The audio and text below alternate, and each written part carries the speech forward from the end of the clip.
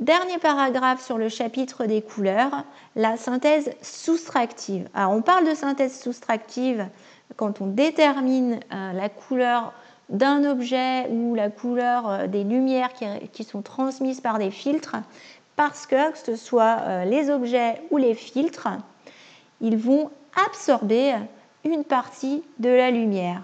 Et donc, comme ils absorbent une partie de la lumière, ils en enlèvent, ils soustraient certaines couleurs. Alors justement, à propos de ces phénomènes d'absorption des couleurs et des objets, des filtres, il va falloir connaître un peu de vocabulaire. Donc le vocabulaire à connaître, on va se baser sur ce schéma, sur cet exemple.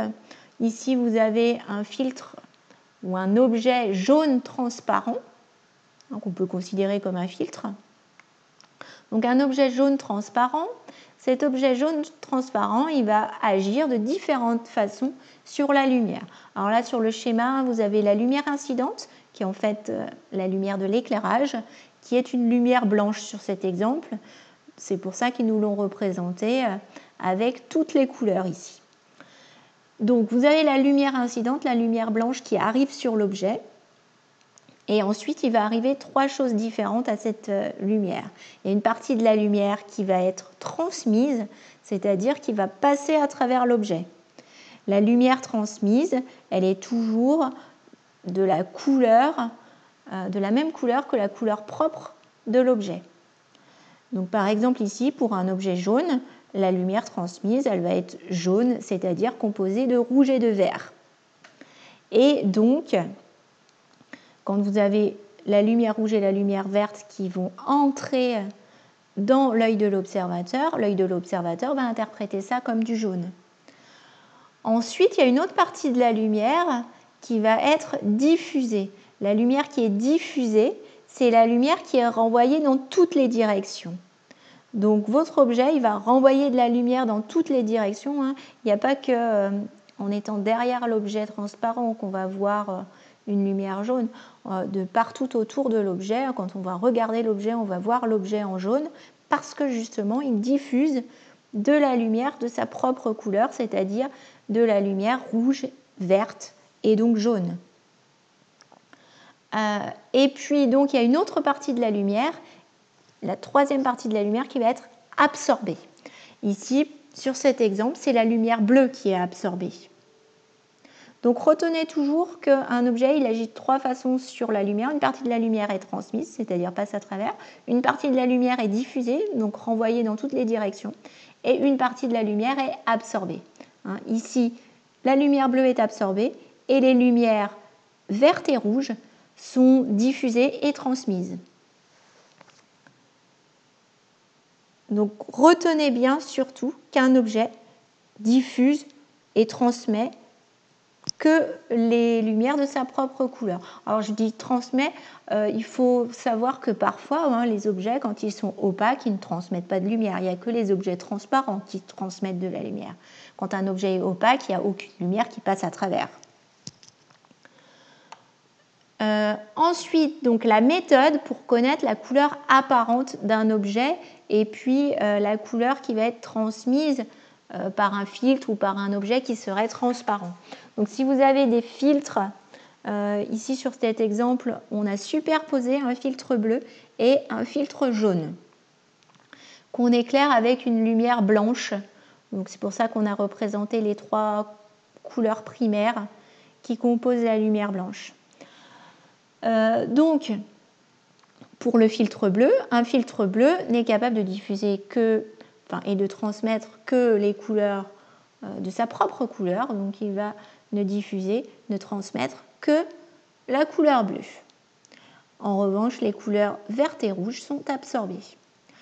Pour le filtre jaune, c'est un peu l'inverse. Le filtre jaune, il ne transmet que les couleurs rouges et vertes, et en revanche, il va absorber la lumière bleue.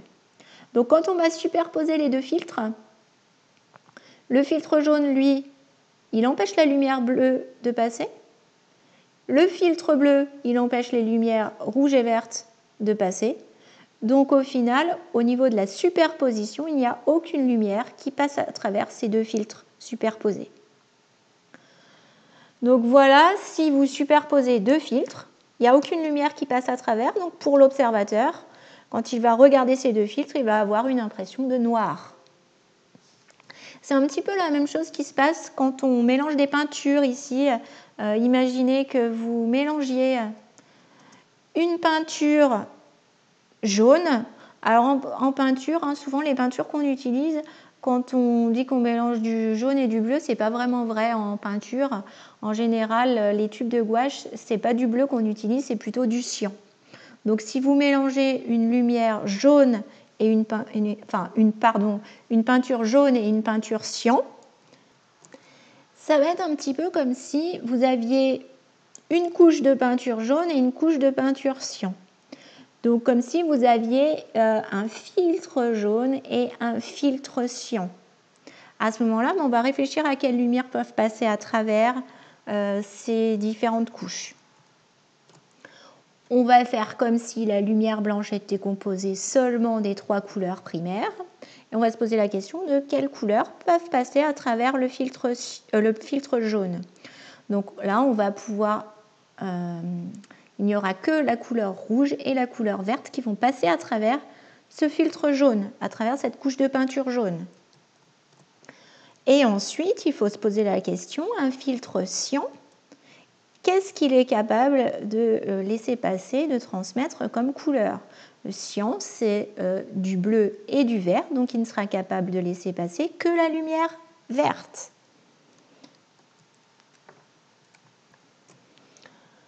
Donc c'est pour ça que quand vous mélangez de la peinture jaune et de la peinture cyan, vous obtenez de la peinture verte. Ensuite, autre exemple pour la couleur des objets. Alors ici, vous avez un pull rouge qui va être éclairé en lumière jaune, c'est-à-dire rouge et verte. Donc, le pull rouge, il faut se poser la question, pour savoir quelle sera sa couleur apparente, il faut se poser la question, est-ce que le pull rouge diffuse ou absorbe les lumières de l'éclairage? Il va diffuser la lumière rouge, mais il va absorber la lumière verte. Donc comme il diffuse la lumière rouge, il y a de la lumière rouge qui va entrer dans l'œil de l'observateur et l'observateur va interpréter ça comme rouge et verra donc le pull d'une couleur apparente rouge. Ce même pull rouge, si vous l'éclairez en lumière cyan, la lumière cyan, on peut considérer comme un mélange de lumière bleue et de lumière verte.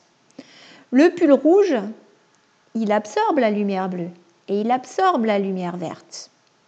Donc, il ne diffuse aucune des lumières qu'on a dans l'éclairage. Aucune lumière donc ne parviendra dans l'œil de l'observateur et l'observateur interprétera ça comme un pull noir. Donc la couleur apparente du pull sera noire. Voilà pour la couleur des objets et des filtres. Donc voyez bien que ici, pour déterminer la couleur d'un objet, c'est très important de raisonner en synthèse soustractive. Surtout pas en synthèse additive.